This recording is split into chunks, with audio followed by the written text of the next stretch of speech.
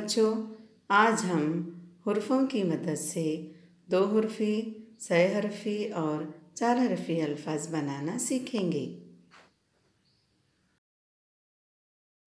लिसानी खेल ज़रूरत व अहमियत।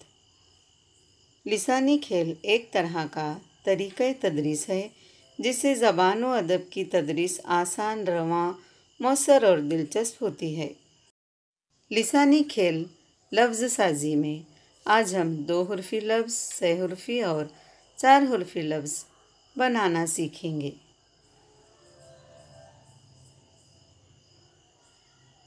द व दो, द व वा दवा, द व वा त दवात,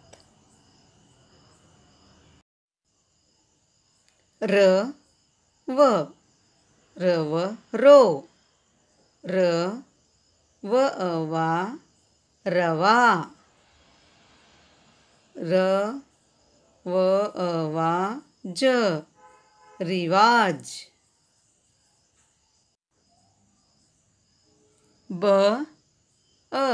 बा, बा ल बाल, ब बा ल ली बाली, द ए दे, द र देर, द दे र री देरी, ल ला, ल ला ल लाल, ल ला ल ली लाली।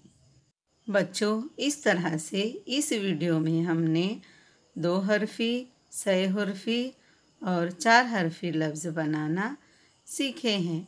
अब तुम लोग अपने घर में ऐसे और अल्फाज बनाकर अपनी बयाज़ में खुश कर